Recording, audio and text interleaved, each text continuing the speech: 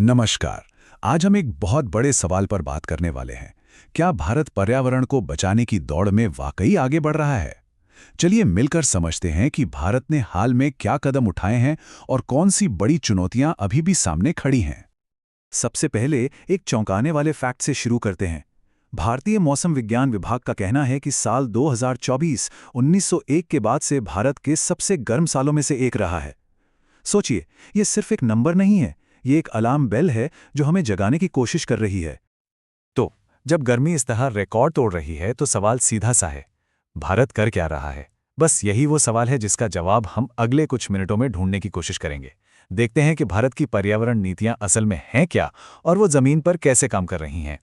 तो चलिए शुरू करते हैं हमारे पहले सेक्शन से, भारत का ग्रीन ब्लूप्रिंट। यहाँ हम उन बड़ी बड़ी नेशनल पॉलिसीज पर नजर डालेंगे जो देश के हरे भरे भविष्य का खाका तैयार कर रही हैं।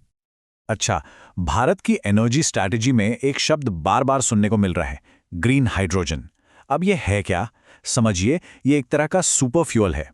इसे बनाने में सोलार या विंड एनर्जी जैसी साफ सुथरी ऊर्जा का इस्तेमाल होता है। और कमाल की बात यह है कि इससे जीरो पोल्यूशन होता है। मतलब ये भारत को एनर्जी के मामले में सेल्फ रिलायंट बनाने का एक जबरदस्त जरिया हो सकता है। और सुनिए, ये सिर्फ कागजों पर एक आइडिया नहीं है। सरकार ने बाकायदा national green hydrogen mission launch कर दिया है। और मकसद छोटा मोटा नहीं है, सिर्फ अपने लिए ग्रीन हाइड्रोजन बनाना नहीं, बल्कि भारत को दुनिया का एक बड़ा हब बनाना है। एक ऐसा हब जहां इसकी टेक्नोलॉजी भी बने और हम इसे दूसरे देशों को बेच भी सकें। और देखिए, ये मिशन अब हकीकत बन रहा है। लेह लद्दाख में भारत का पहला ग्रीन हाइड्रोजन फ्यूल स्टेशन चालू भी हो गया है।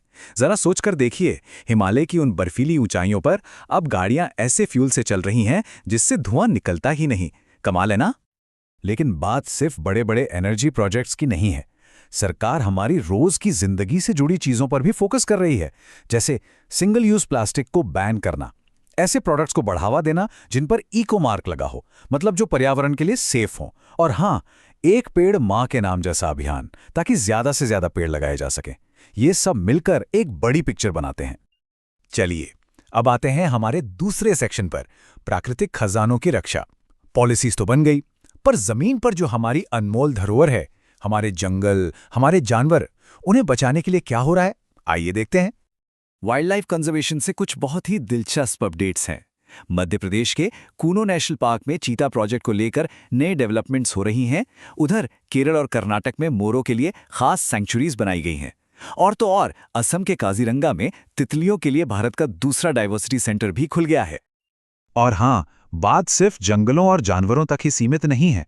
भारत अपने वेटलैंड्स यानी आर्द्र भूमियों को बचाने पर भी बहुत जोर दे रहा है। ये वेटलैंड्स हमारे इकोसिस्टम के लिए सुपर हीरो की तरह हैं। पानी साफ करते हैं, बाढ़ से बचाते हैं और ना जाने कितने पंछियों और जीवों का घर हैं। अच्छी खबर यह है कि ऐसी कई और जगहों को अब प्रोटेक्टेड लिस्ट में डाल दिया गया है। इन वेटलैंड्स को रामसर साइट्स का टैग मिला है। ये एक इंटरनेशनल एग्रीमेंट है, जिसका मतलब है कि अब इन जगहों को बचाने पर खास ध्यान दिया जाएगा और इन्हें एक तरह की कानूनी सुरक्षा भी मिल गई है। ये बहुत बड़ी बात है। ठीक है, तो अब आते हैं हमारे तीसरे सेक्शन पर, विश्व मंच पर भारत की भूमिका। सवाल यह है कि भारत जो अपने देश में कर रहा है, क्या उसकी गूंज दुनिया में भी सुनाई दे रही है?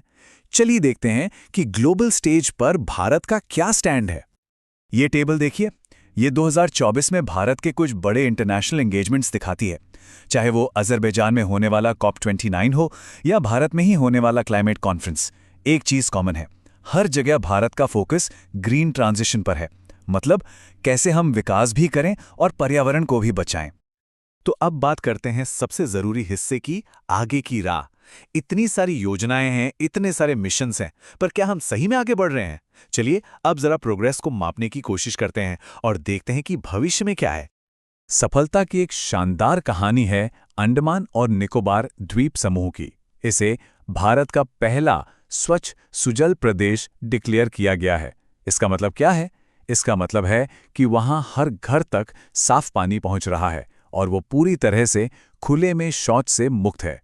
ये एक बड़ा सबूत है कि अगर ठान लिया जाए तो 100% टारगेट भी पूरा किया जा सकता है। लेकिन कहानी में एक ट्विस्ट है।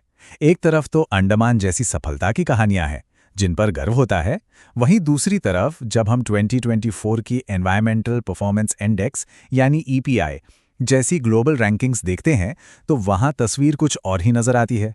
तो मतलब हमें प्रोग्रेस को दोनों नजरियों से देखना होगा, घरेलू कामयाबियां भी और अंतर्राष्ट्रीय पैमाने भी। और असल में यही पूरी बातचीत का निचोड़ है। भारत के लिए ग्रीन ट्रांजिशन को समझना ये सिर्फ पॉलिसी बनाने का खेल नहीं है। ये इस गुत्थी को सुलझाने की कोशिश है कि एक विकासशील देश कैसे अपनी आर्थिक ज़रूरतों और पर्यावरण की जिम्मेदारियों के बीच एक सही बैलेंस बना सकता है। तो आखिर में एक सवाल सोचना बनता है, जैसे जैसे भारत इस ग्रीन ट्रांजिशन के रास्ते पर आगे बढ़ रहा है, इसका अगला चैप्टर कैसा होगा? क्या भारत अपनी चुनौतियों से पार पाकर दुनिया के लिए एक मिसाल बन पाएगा? ये एक ऐसा सवाल है जिसका जवाब हम सबको मिलकर ढूंढना होगा।